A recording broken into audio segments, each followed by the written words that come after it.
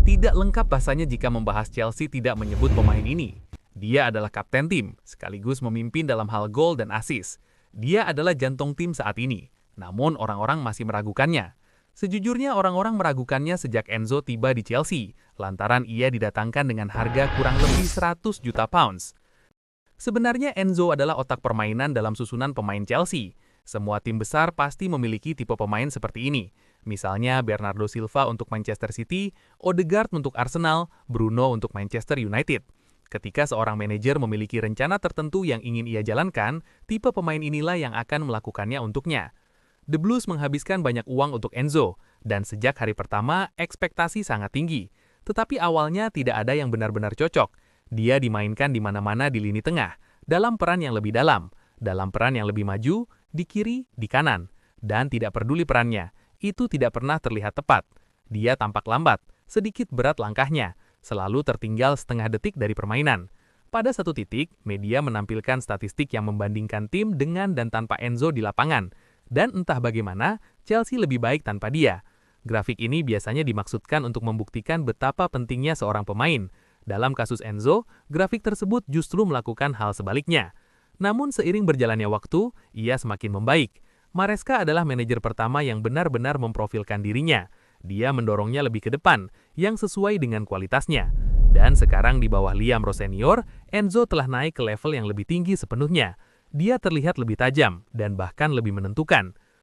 Pada usia 21 tahun, Enzo sudah bermain seperti salah satu gelandang tengah terbaik di dunia. Maksud saya, pria itu memiliki lebih banyak umpan di sepertiga akhir lapangan daripada Messi, dan dia memiliki tingkat penyelesaian umpan panjang tertinggi di antara semua pemain Argentina. Jadi wajar saja, ketika dia tiba di Chelsea, ada banyak sekali antusiasme. Kesepakatan transfer rekor Inggris pada saat itu, seorang pemenang Piala Dunia dan pemain yang diinginkan oleh setiap klub top Eropa. Tetapi masalahnya adalah, Enzo bergabung ke Chelsea ketika klub tersebut sedang bergejolak dalam sejarah klub. The Blues baru saja terjadi perubahan kepemilikan, dan pemilik baru itu terlalu banyak beli pemain sekaligus menyingkirkan pemain lama.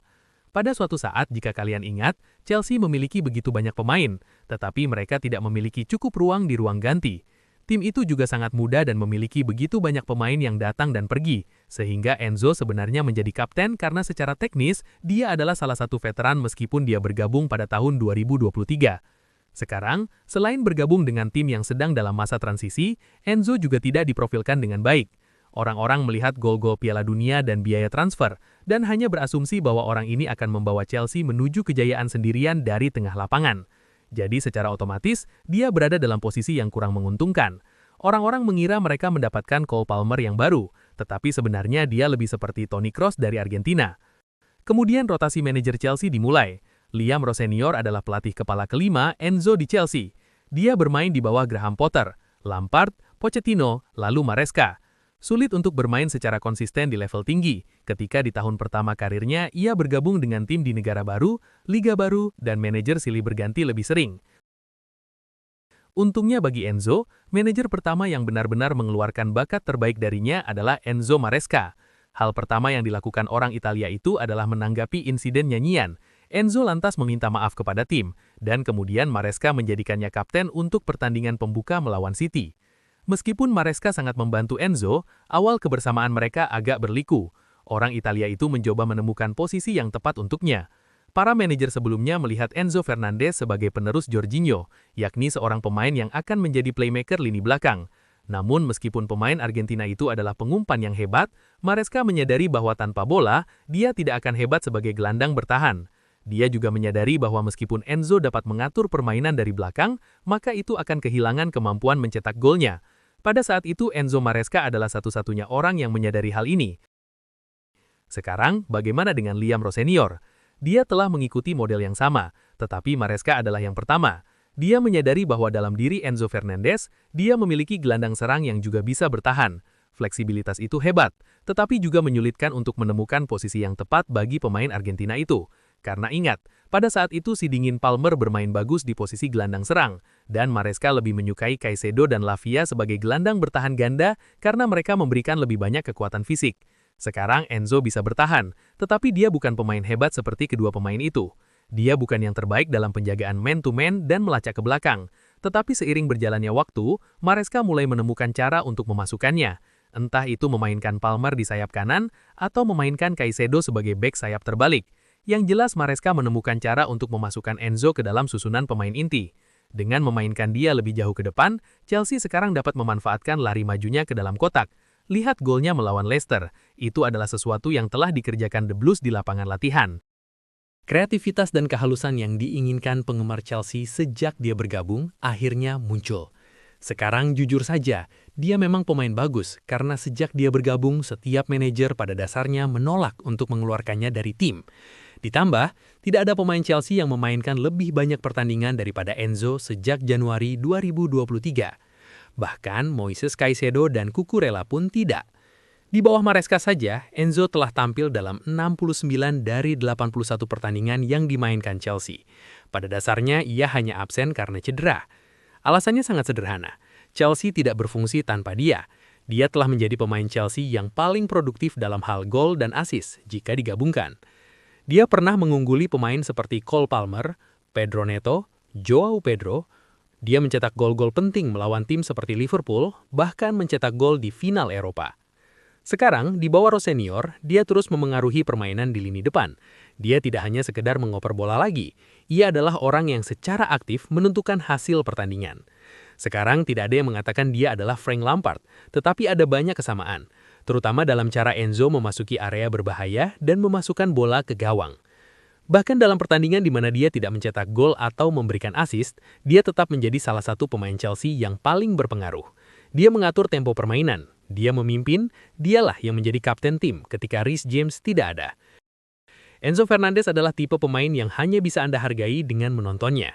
Bahkan ketika statistik gol dan asisnya tinggi, itu tidak menggambarkan gambaran lengkap tentang apa yang dia tawarkan kepada tim Chelsea ini. Ya, dia tidak bergerak seperti Caicedo. Dia tidak melakukan tackle seperti Cucurella, tetapi dia selalu membuat keputusan yang tepat dengan bola dan selalu berada di tempat yang tepat. Seluruh tim berfungsi lebih baik ketika dia berada di susunan pemain. Maksud saya, lihatlah penampilannya melawan West Ham. Itu adalah penampilan individu yang menunjukkan semua kualitas Enzo Fernandez. 107 sentuhan, 16 umpan ke sepertiga akhir lapangan, 10 umpan panjang akurat, 4 pemulihan bola, 1 intersepsi, dan 1 gol kemenangan di waktu tambahan.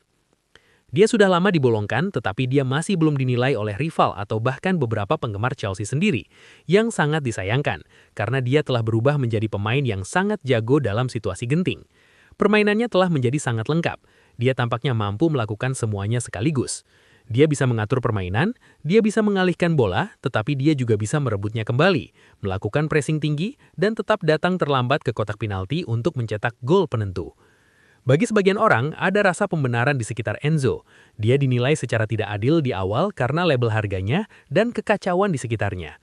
Sekarang, tim memiliki struktur dan perannya lebih jelas, kualitasnya sangat kentara. Anda benar-benar harus mempertanyakan pemahaman sepak bola siapapun yang masih meragukan orang ini. Ini adalah gelandang yang menggabungkan kecerdasan dan agresivitas dengan kemampuan teknis yang luar biasa. Pendukung menyukai ini karena menunjukkan bagian dari permainan lini tengah yang biasanya diabaikan. Ini menunjukkan usaha Enzo, antisipasinya, dan pemahamannya tentang permainan. Sekali lagi, sulit untuk tidak melihat kemiripan dengan Lampard. Lari terlambat ke dalam kotak penalti, gol-gol krusial, komitmen fisik, bahkan kepemimpinan di bawah tekanan. Bagi klub dengan sejarah lini tengah yang begitu kuat, hanya disebut-sebut dalam satu kalimat dengan seseorang seperti Lampard adalah hal besar. Karena setiap kali orang ini berlari, setiap kali dia menekan, setiap kali dia menguasai bola, itu menghasilkan sesuatu.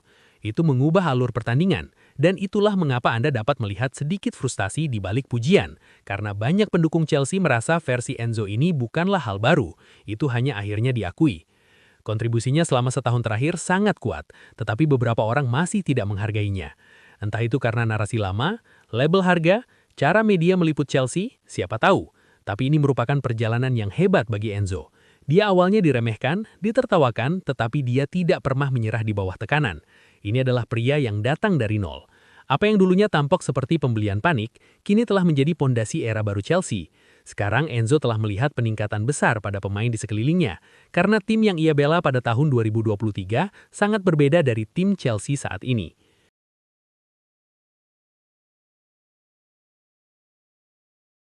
Itulah sekilas ulasan tentang kehebatan Enzo Fernandez yang telah kita simak bersama. Jika kalian ingin memberi pendapat berbeda atau sekedar dukungan, silahkan ketik di kolom komentar di bawah. Terima kasih sudah menonton hingga detik ini, dan tunggu ulasan menarik lainnya di video selanjutnya.